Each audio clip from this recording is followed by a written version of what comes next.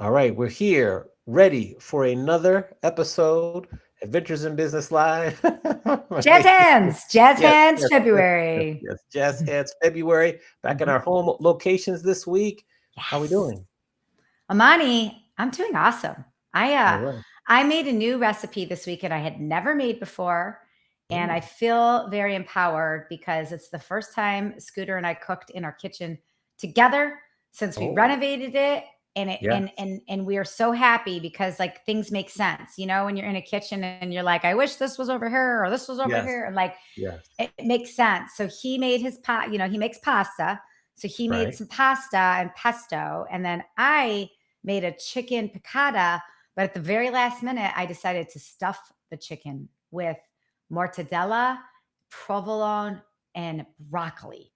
Last Ooh, minute. It was a last minute thing and it turned out delicious. I was very fancy. proud, except I forgot to pull the toothpicks out. And now when I cut it, I'm like worried we're going to eat toothpicks, but that's, live and learn, just the live and learn kind of moment. Yes, Yeah. yes, it would be basics there. Yes, Right? yes. Yeah. Okay, good. I have a follow-up question for you from our previous guest, Jenny Perrin. Okay. So I know on a previous interview you were talking about how you fly from Vegas to LA to teach once a week. And in your professor world, you're always trying to figure out how to eat healthy in that day. And our guest had challenged you to find a meal either at the airport or whatever. So like what did you do? What did you do? Okay.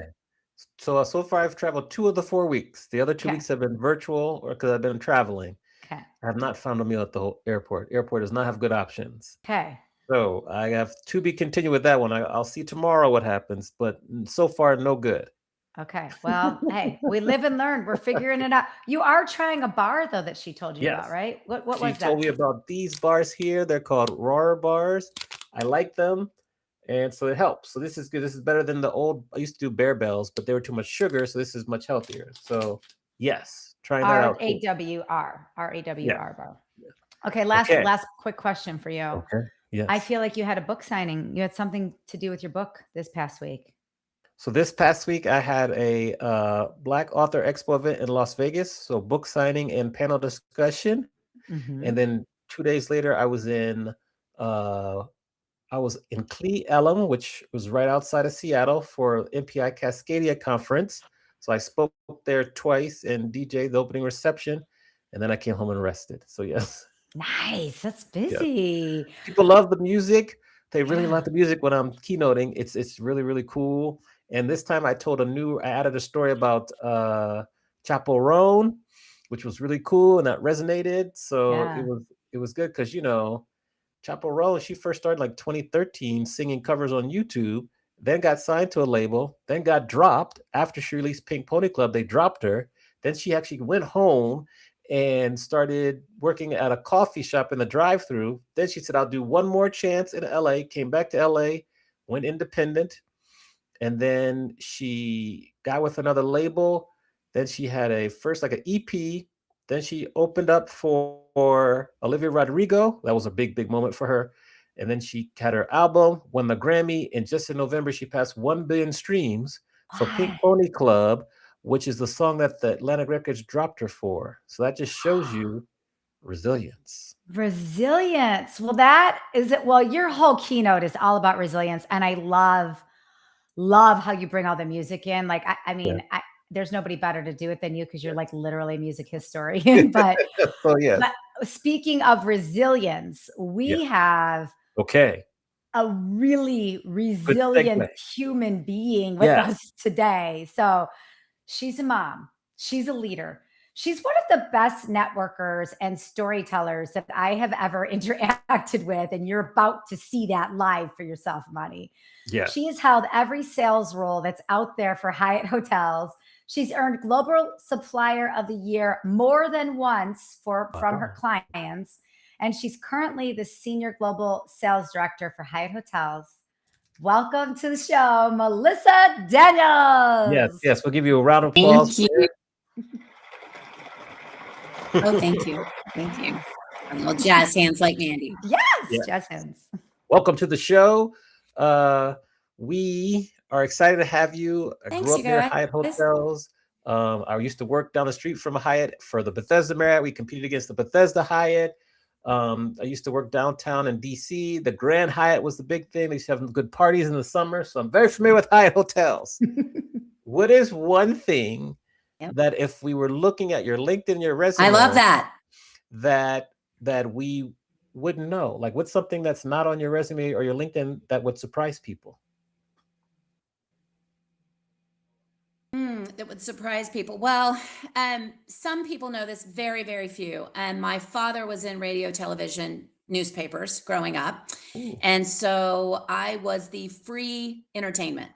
I was in commercials, I was on the TV, I was on the radio, because they needed to not pay somebody to do what they needed them to do. So one of the things when I was really little, I was on the Mr. Peppermint show here in Dallas. I wore red and white stripe with other kids and was on that, been in Cotton Bowl parades, been on commercials and stuff like that.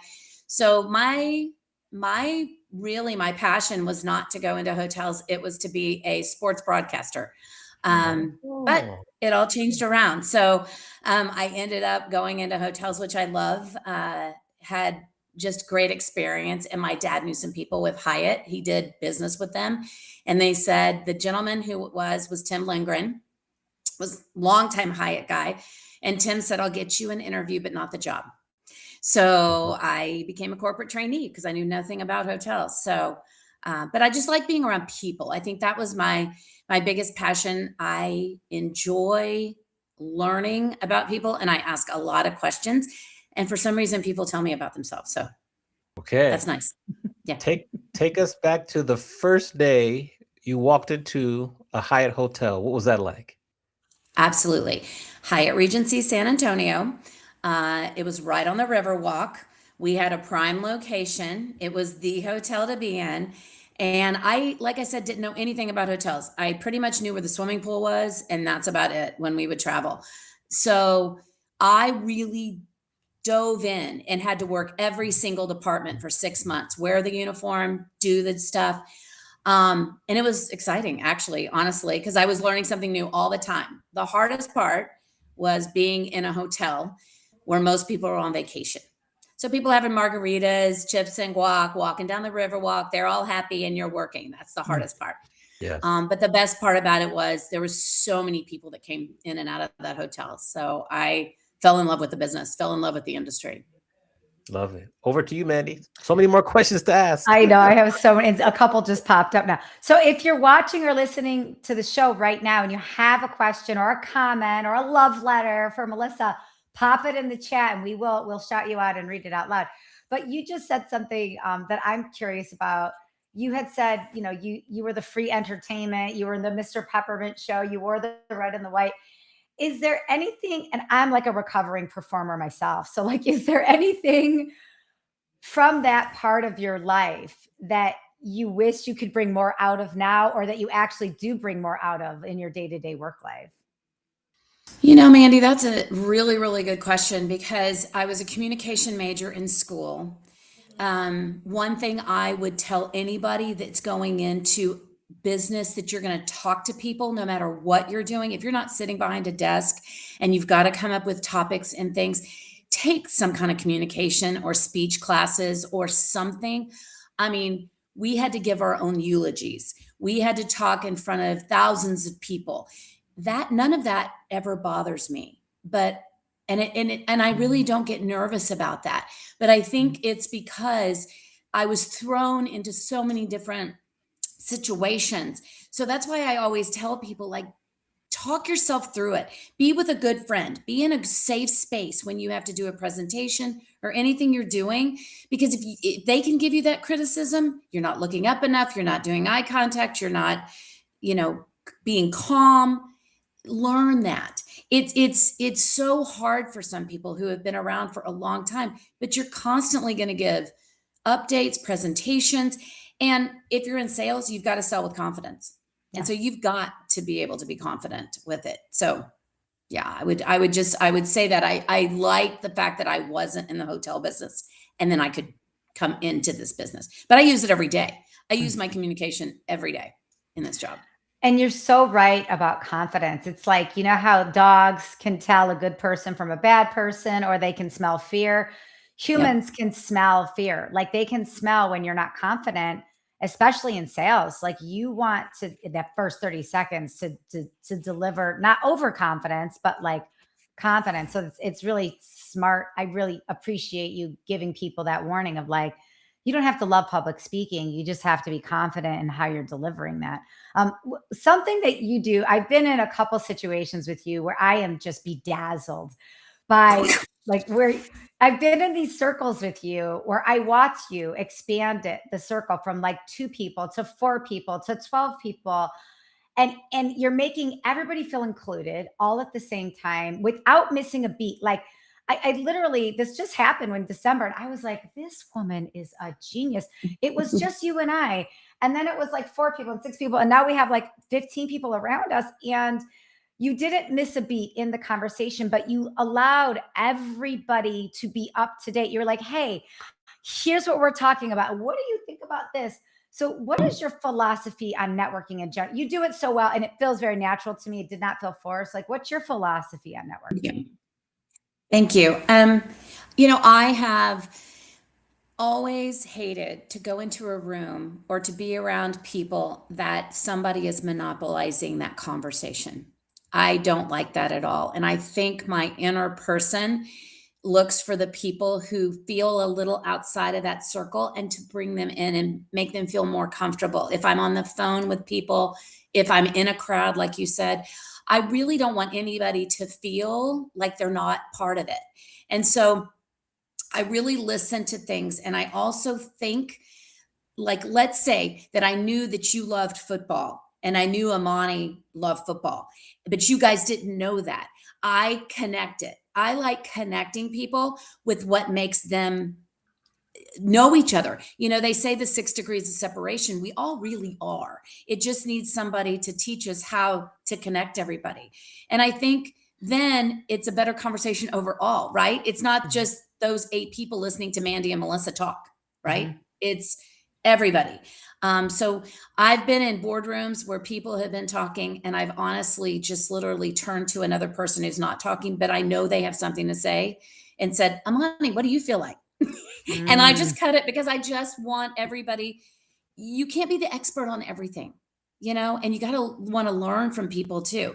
It's, as my parents always told me, it's why you have one mouth and 2 ears, because you're supposed to listen 60 something percent of the time. So I just kind of take that with me. But thank you for noticing that. I Well, really didn't even think about that myself. I was like, God, this is a master class. And you're modeling good behavior. You know, I mean, I think you, like you said, you're like, I didn't even notice that. But I was sitting there and I was feeling the energy. I was like, this is we're all having a moment here, and it was more No, than just you and I. Like everybody was participating in those conversations. But it Well, was you know what? awesome. One of my things that I do think of all the time is, and I say this a lot, and I said it to my kids all when they were growing up. I probably drove them crazy, but actions speak louder than words. And I don't think that you can either mentor or lead or do anything unless you were willing to do the work and put it in, and they know that you're going to back them up and you're going to do it. And so I literally say that all the time. Like, what did I say? And they're like, actions speak louder than words. And you know what? But I firmly believe that. I really do. Yeah. You Okay. show it. Yeah. Well, we got a shout out from you for the audience. Yolanda Redding says Melissa's a Aw, treasure. I would I not be love where her. I am without her mentorship. So keep Aw. sharing the good words there. Hi, Yolanda. Trisha, I love Yolanda. yes, Trisha I Diller. love Yolanda, and I know exactly where she's talking about. And it's so funny because she reminded me of it when I went out to San Diego a couple of years ago. But you don't realize the people you touch and the people that it might be a moment, it might be this. And Yolanda has always been that person that takes those nuggets from people, and it's so smart. Like, you don't want to be just like this person or just like this person, but take all those nuggets and then be the best you. But you have to be the real you.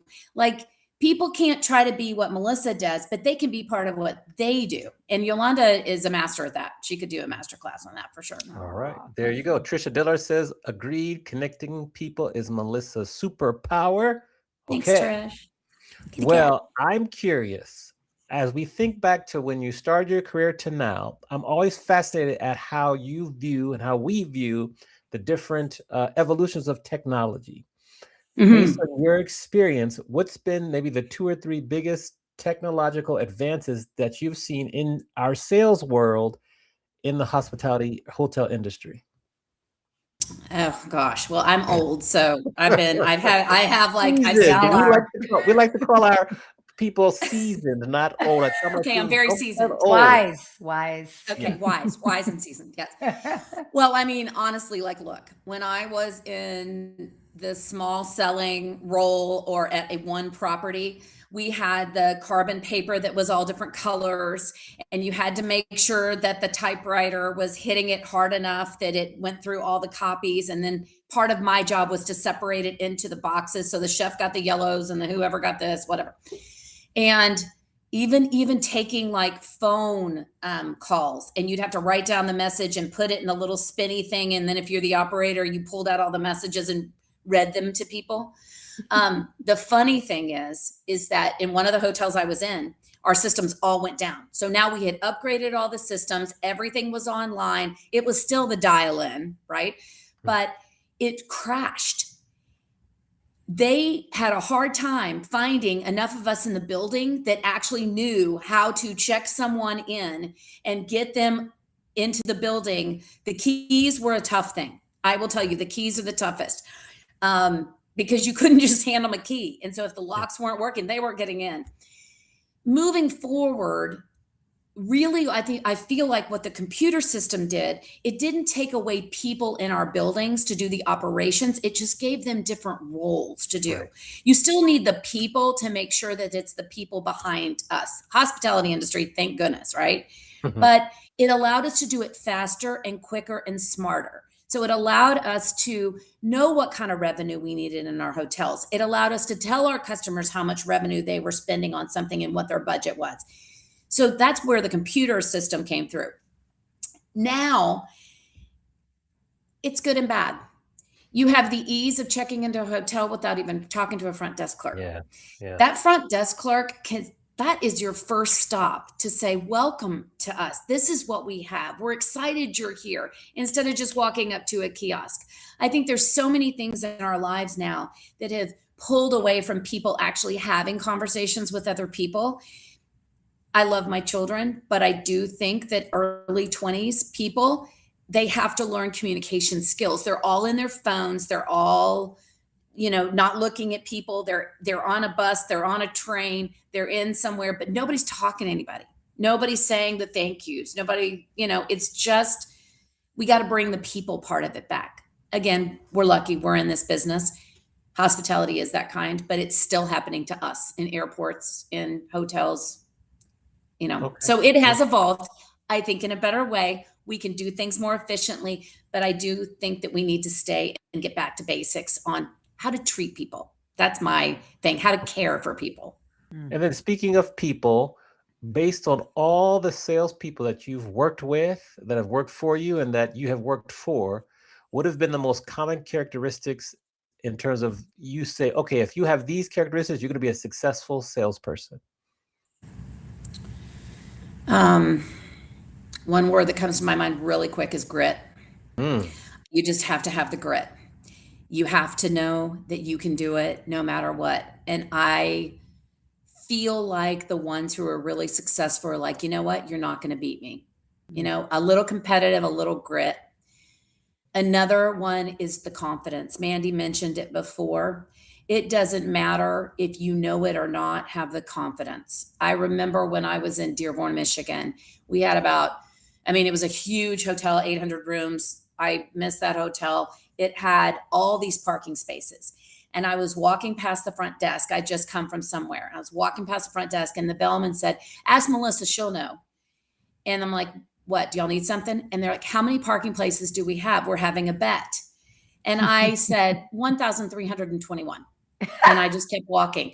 And the guys are like, see, I told you she'd know. And I turned around and I said, I have no idea how many parking spaces, but you believe me because I just said it. And I think that's part of it too, you know, that confidence with it. And the third thing, as much as I love the emotion, try to take out the emotion. Try to think of it as it's not going against you, no matter if you're on the hotel side or the client side or whoever side. Step back and think about it and then do it. I think we react. The ones that don't do it well, it's that quick to react, quick to send that email. Put that email, don't even put the to on there. Put it in your drafts, walk away from it, even send it to your best friend and say, how does this sound? Mm-hmm. And I guarantee you'll rewrite it. Yes. So yes. those are That's mine. a good lesson That's for my life immediate. too. That's a good lesson for life too. If you're going to say something, maybe stop, maybe don't write it, maybe walk away a little bit. I like that, come back Amani. later. Yes. Mandy, back to you. Oh, before you do that, hello to Megan De Burrell. Hope I said your last name right. She's in the chat too, so hello. Sweetie. And if anybody Thanks, has Meg. any questions, pop those in for Melissa. Like, this is your moment. Like, ask the question. All the questions are good. It's funny you talk about the confidence. That reminded me of during COVID, I was volunteering at one of the vaccine stations. And I was just a volunteer. I had just showed up for my shift and I was standing there, directing people to the line. You know, if you had the card, you could do this or whatever. And one of the volunteers came up to me and said, can I take a bathroom break? I'm like, absolutely. And I was like, I'm not in charge of anything here, but like, I just must be pointing with confidence. And it is true. I had just showed up like 5 minutes ago, but like, if you got just a little confidence, somebody's going to ask you for permission to go to the bathroom, right? Like, Exactly. you just got to do a little bit. That's perfect. I want to talk about client goals. So sometimes your client goals aren't in line with your company goals, right? Sometimes they're not always the same and it can be kind of complicated, but you do this so well. In fact, you have won multiple awards for this. So what's the secret to giving clients what they need while in tandem driving revenue for your company at the same time? Oh, that's a hard one. It honestly is. It's a hard line to walk. I have been told that I work for my customer instead of working for my company, and it is a fine line. But what I think it is it's trying to help both sides understand what they really need, right? And it's understanding how far can we push one way or the other with both. I am an advocate for getting on a call. I hate 30 emails in a trail going back and forth.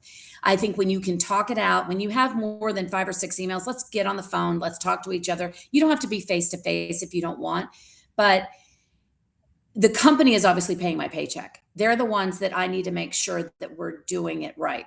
But I think it's my responsibility as a seller to tell my customer that this group, if they went this week to do this business, then we wouldn't be making money. But if they move to this week, this is the why. You have to give the people the why.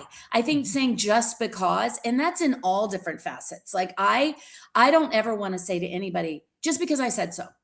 You know, I want to give the why, because most of the clients I have worked with have been third parties, right? So those third parties have to go back to their customer and explain the why, but they have to be the seller for you to sell it. So you have to explain to them what it means in different areas of our company. A Park Hyatt's different from an all-inclusive property that's different from a Regency. So you have to know that. And if you don't know it, the thing I tell people is it's okay to say, I don't know. Let me go find out for you. That's better than just because. Yeah. So there are ways to make those goals, but I think you have to educate both sides. And then you, Mandy, like if you and I were doing it, you would say, but Melissa, this is really like, this is the most important thing that my customer needs. So then I would go back to the hotel or group of hotels and say, this is the most important thing. If you can't do it, what can you do? You know, instead of that, no, what's a potential solution? And so being a seller is kind of an advocate between those two roles. And then leading people is doing the same thing. Lots of times leading people, they'll just really tell you what they want to do, but they need somebody in a sounding board. So most of the time, I would say 90% of the time, the seller's just needing me as a sounding board, and that's fine. But that's talking it out, like understanding what you're doing. Don't just tell them in a contract, it's because we said we have to do this. Then you go back to legal and you say, why do we have this verbiage? And then you tell them the why. It's not brain surgery. It's like this, you're totally right. And it's like what you're saying here reminds me of two words. It's empowerment and advocacy, right? It's like you're constantly bouncing between empowering somebody to do something that is needed. And it's not what you need or what they need, but like just is needed, right? It's like taking that emotional side out of it versus advocating, because there is a time to advocate for your company. There is a time to advocate for your customer. But it's like understanding when which lever of advocacy you're pulling at that time, right? I think that's what I'm. They might have been burned, like you said, like something that you would be asking, that hotel might have gotten burned by that before. But if they can talk to you about what you mean by that, then they're like, okay, I get it. Because they only know one way. They know the way that they did get burned, but you're trying to do it a different way. There's a lot of solutions to the problems. It doesn't mean there's just one solution for every problem. Like there's a lot of different ones. It's just taking the time to talk through those. True. Yeah. You're a good leader of humans. Obviously, you've been doing this a long time. You're a great leader of humans. What do you wish more leaders would do when leading teams? One of the things I try to do, and I don't know if I do it fantastically well, but I really try, is I try to lift them up to whoever it is. If something goes well, I try to tell everybody above me what they've done. I try to sincerely say thank you for what they're doing. It takes a lot of work, but I really try to show them off. If a hotel does well and we get something from a customer, I will look at everybody's boss above that and put them on the email. I really, really want to make sure that people get recognition. I think that pushes people. I think it, one of the things I do is I send thank you notes to customers when the people that are in my group send it to me and say, hey, Mandy just did this for us. Can you say thank you? Well, I do that for twofold, and it's kind of selfish, but I also want you're going to respond to my email when I say, thank you so much. Jennifer and Megan told me you did this, blah, blah, blah. And then what's great is you're going to send it back to me and you're going to tell me how much you love them, probably because you worked with them. And that gives them motivation. And I always tell them, keep those in a little folder. And when you're having those bad days and when you're questioning if you're a good salesperson or whatever, go back to those and read those. Because it's really easy to just forget about that stuff and focus on what's in front of you when you have some jerk of a person or whoever they're doing. And then you can go back to those and you can say, you know what, I'm not so bad. Not everybody's not going to like you. That's the thing. You got to get over that first and foremost. And if you can get over that, but recognition is probably the biggest thing that I want to do for people. And it makes people work harder for you too. Yeah. Smile file, fill the smile file. Yeah. Right. Praise file. Love that. Yes. Shout out to Amanda Butts, who's in the chat. She's here Aw. talking to us, and shout out to Russell Edmond, who's on Facebook. My next question would be this: where we are currently with how the hotel business is going in 2026. We're taping this mid February. What is going well in terms of maybe like room nights, bookings, and what kind of scares you or worries you? Whatever you can share. I know there's some information we can't share, but whatever you can share, talk to us. The good news is for the hotel side, lots is going well. We're still in a very strong market. I'm sorry, but we are. A lot of hotel chains and Hyatt, I can only speak for us, but we are growing to what the customers need. We're acquiring other companies for what the customers are asking us for. We are adding more luxury product because that's what the customers are wanting from us. Yeah. We are putting people and brands. We're more brand led now. The one thing that I think really helps us, and Mr. Hoplamazian is our CEO, and he is, I mean, talk about leads by example. We are still small enough to be close to each other. We're a very small network, and that is why I work for the company I do. I will say that we are pushed very hard because our ownership groups who own our properties want to buy more of our properties because they want to expand. So that's one thing that for global sales, it's our responsibility to make sure that we take care of our owners. We're not only taking care of our guests and of our customers, but we're taking care of our employees in the buildings, and then we're taking care of our owners. We have very strong owner relationships in all different segments, and we focus on those areas so that we're not just taking care of employees, but not to our owners. We're putting in the buildings what our owners need from us.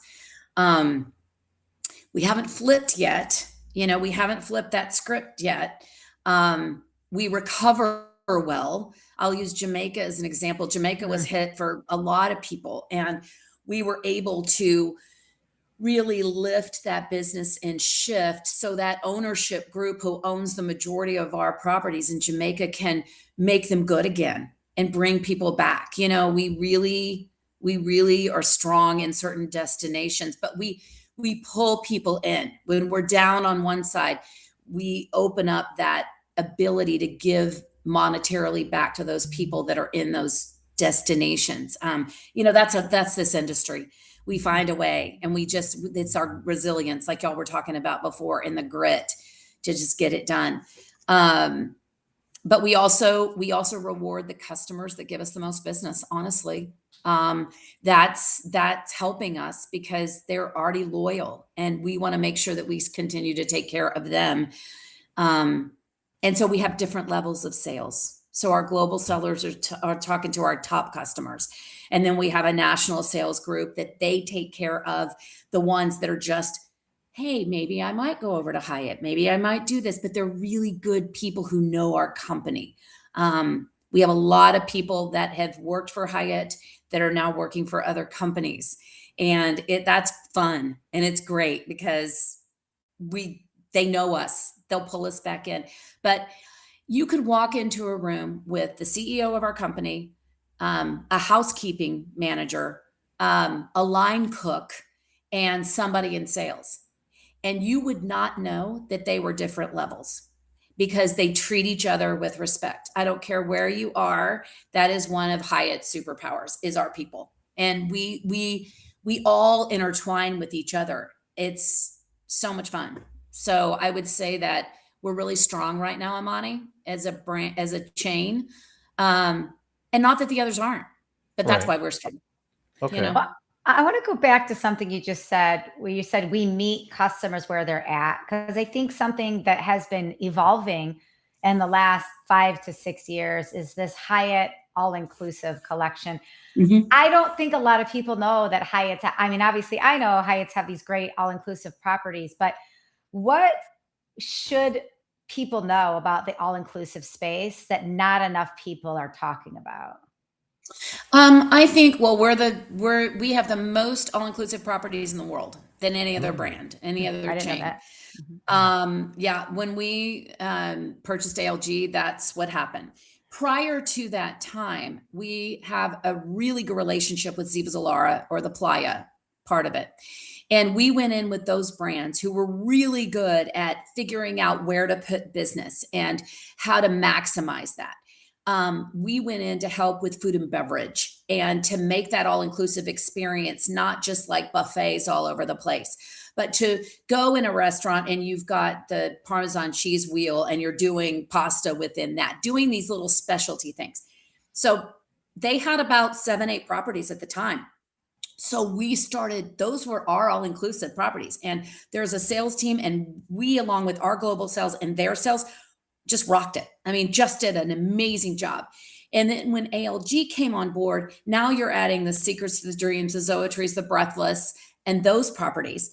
And it just expanded, and 80 more new properties. Now, did we have to get to know each other? And are we still getting to know each other? Yes.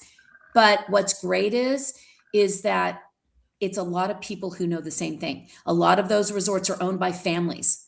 And so it's going back to the owner conversation that Amani asked. Like, it is those owners that we want to take care of. And the leadership team on that side, led by Javier, and the leadership team with Mark Hoplamazian, I'm telling you, they are doing it. I'm just one of the worker bees. I just help, get that word out there. But it's all comes down to people, honestly. And the people in these properties, and the people are just lovely. And they might not have all the tools that they need, but every single day we're getting more and more tools for them, and we're only going up. So it's exciting. It's an exciting time in our portfolio for sure, because we want to be diverse. We don't want we know that Mandy has business, but we want to get all Mandy's business. So no matter if you need a Hyatt Place, Hyatt House, if you need a Park Hyatt, if you need to go overseas, like I need Jennifer and Megan to help you with that. And so that's why the diversity. Melissa, I need it all, Melissa. I need it all. I love it. Bring it. But I appreciate you saying you tackling food and beverage first, because I know a lot of my customers be like, I don't want an all-inclusive because food and beverage is never good, which is an old trope, because I've worked with plenty of great all-inclusives. But then I also have, especially some of my younger planner clients, that are like, all-inclusives are good for me because they're easier to plan. So what do you say to somebody that has a mindset about all-inclusive? Like, how do you flip that for them? When was the last time you were at one? And when can I get you to one? Yeah. And those are the two things. Where can I show you? Because right now, and this has been going on for, 5 or 6 years, at least, very strongly, is that everybody thinks that they can be on Guy Fieri's Diner, Drive-Ins and Dives. Everybody thinks they can be in Tournament of Champions or on Chopped. Everybody's a foodie. The different dietary needs. That is one thing that being at an all-inclusive can kind of help, because the chefs there are covering all those dietary needs, right? Because they have to every time they put out plates of food. That's really hard for some banquets, because is it a like? Is it a hate? Is it a allergic to? Is it a dietary? I mean, the list that these event people go through with all the customers, food and beverage is tough. It's just tough. And I think they like it too, because if you don't have to worry about if your customer wants Tito's or Kettle One, right? They can look at both. They can get both. They can order whatever they want. So I think that's one of the things that helps. And that's why a lot of our other resorts are also doing all-inclusive packages, because they need that. The customers' weddings are like that now. They're doing all-inclusive packages. Mm-hmm. So people are like, one-stop shop. I'm not a planner. I want to do this. But I will say that those all-inclusive properties have not always had what they need to be successful. The numbers of people, they were very driven around individual travel. Now they've changed in the last few years into group. And so they're learning it too. So I ask for a little patience on their side, but I know we're working on it. I'm sure all the other brands are doing the same thing, but food and beverage is key. I don't care where you're going. I don't care if you're going to go to Paris or you're going to go to Cancun. People want, just like Amani said, I can't go there. I can't find out what I want to eat. Everybody wants to eat what they want to eat. If it's a burger, it's a burger. If it's a, smoothie, it's a smoothie. So we're just trying to work on that part of it. Yeah. Love it. We've come to the point in the show where we flip the script. So we let you ask both myself and Mandy any question you want. So who do you want to ask the question to first? And what is that question? Also, shout out to Janice Dyer, who says your hospitality expertise is unmatched. So, thanks, Janice. It's good to hear from you. I'm going to start with Mandy, I think. Okay. You were talking about you doing your recipes in your new kitchen, which, by the way, I loved watching you on Instagram. I watched your transformation. Y'all should have your own show. But anyway, if you, Mandy, had to cook a meal for me, your favorite meal from whenever, what would it be and why? Like, why does that meal come up? Okay. The first thing that comes to me is my root vegetable shepherd's pie. And Yummy. And only because I just feel like you would like a quirky meal like that, but it's also a comfortable meal. And I feel like we could have some wine with it. That's what I was going to say. We have wine, right? Yeah. We have wine. It's like a great red wine meal. That Love was it. the first thing. You know me. That's the first thing. I make that in March. That's like my St. Patrick's Day kind of thing. And whenever I have like a girls' dinner, I always make like the root vegetable shepherd's pie. But I've added like some sides of like meat now to it for those that like want the meat. I want the meat, but not everybody does. But that's like the first thing that came, because I could just see us just with spoons. Oh, yeah. Casserole dish, having some wine. I would love it. And giggling. And that's what I would do. I would love that. I would love that. Okay. All right, Amani, I wrote down like 3 different things that I'm going to ask about, but I'm really going to ask about this one. Since you're the music guy. Yes. Okay. My son and I have to dance to a mother-daughter dance in April because he's getting married. But I don't want it to be, we're going to do a little bit of like a dance. You know, the one that's like celebrate, whatever. But what song, if you had to pick a song for a mother-son dance, would you pick? Good one. So you could do old school, like you could do Sadie. I like old school. Sadie's a good one. You could do Mama by Boyz II Men. Oh, that's good. Those are 2 that come to mind like right away. Okay. I'm trying to think of an even more current song, but those 2 are like. I like both of those. Yeah. Okay. You could do a good dance to those. Like Sadie's old school, I forget the artist, but Mama Boyz II Men. Those are two that come to mind right away. Okay, I wrote both of them down. Thank you. All right. See, very good. Were those good enough questions for you guys? Oh, those That's are pretty good. Yes, pretty good. Yes, Yeah. those are very good. Good. Absolutely. What, because we had a couple more minutes before you finish, what trends are you paying attention to in like the meetings and events industry? Lead time. Tell us about that. It's hard. It's hard. Budgets are getting approved a lot later. And so that turn time and trying to get those out, and then we don't have availability. It's so hard. Pharma market is so strong right now that they're taking up all that short-term business. So it's really hard if you get, I wish I could just tell the corporate planners, I know your budget's not approved, but if it could be, get it done. It's really hard. And then I think bless you. And then whatever happened with like COVID and stuff like that, I think it made people also like look further, like take care of stuff. So then we have those associations. That's one trend. Trying to get that Canadian business to the US, really hard. Yeah. They want to bypass us very much so. Yeah. It's hard. It's really hard because we've been on such an upswing for so long.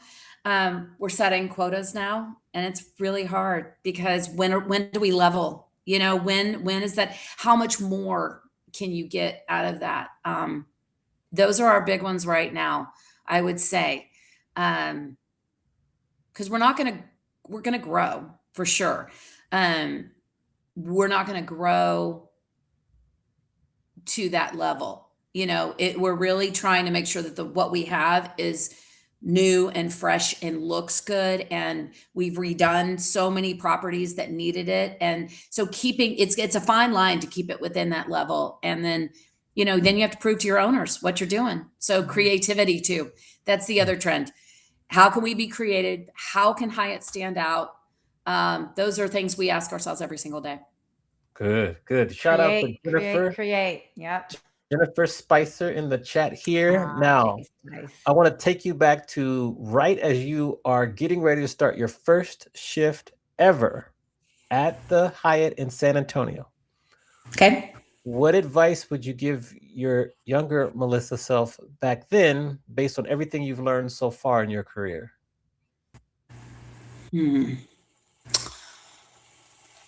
That's hard, Amani, because I wasn't very shy when it was what I wanted to do. The one thing that I almost went was rooms.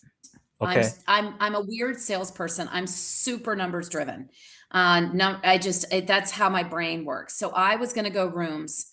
That's what I wanted to do. And I really, really liked the front office manager. And I wanted to learn from him. He was such a mentor. And he's the one who told me not to go rooms. He's like, you're going to go sales. At the time when I finally decided I was going sales, the convention service director told me I would never make it in sales. So I guess what I would tell that person, I know, but I guess what I would tell that person back then is one person is not necessarily who marks your path. If you feel it in your gut and you feel what you should be doing, do it. Because if I would have listened to her, and I was like, how do you know? Now, people like that kind of fuel me. So I'm a little different with that. But it makes me sad because there's a lot of leaders that tell people things and they believe them. And that is how, and it probably is how they were raised. It probably came from like somewhere else very deep. And that's a whole nother podcast. But I will say I was raised by two people who made me have confidence. My mom and my dad both you can do it. You can do it. Whether they believed it or not, they made me believe it. So, yeah. Good. All right. Over to you, Mandy, to close us out. Yeah, I have two final questions. As a sales leader, where do you believe AI fits in the sales process? Oh, huge. Yeah. I really do. Where I feel like it needs to be there more is when we have to deliver bad news.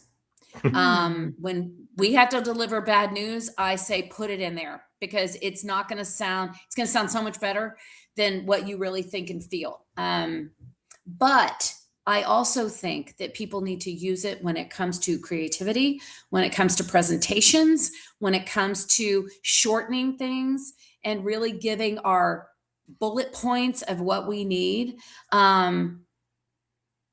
The more and more you write in paragraph form, the less people are going to read it. So really get your points across, make it concise. But I think AI can really help that. The thing about AI is you have, in my opinion, please read what you put in there before you cut and paste and just put it in there, because sometimes it spits out things and that's not what I would have said. Yeah. But some people are just like cut, paste, gone. Please read. I'm with you. I've been on the receiving end of word salad and AI word salad. And I have replied back, did you use AI to write this? not as a form of shaming, but as a form of, I'm trying to understand how salespeople are using in my own like sales coaching practice. And as somebody who works with salespeople, I'm like, I want to understand how people are using it. Are they using it as a cut and paste? Or are they using it as a guide? And then they use their own voice from there. Like, I'm genuinely like curious. But yes, I'm with you. Just read it before you read. Yeah, and stop using the words unlock in your subject line, because I know that that's AI for sure. For sure. Yeah. That's a great point. Yeah. Right. But did you say you had one more question? I do. So you've spent an hour. An hour has gone by so fast with us, Melissa. So fast. It's so fast. So how can we lift you up? How can we support you? You've lifted us and supported us in this last hour. What can we do to personally lift and support you?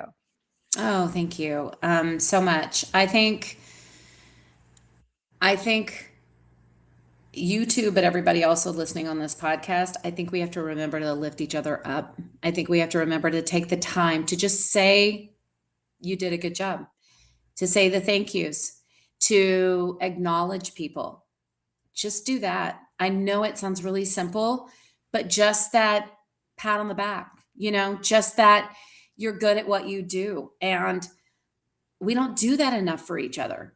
Mhm. We don't take that time. And you always think that somebody that's been in the industry for a long time doesn't need to know that, doesn't need to hear that.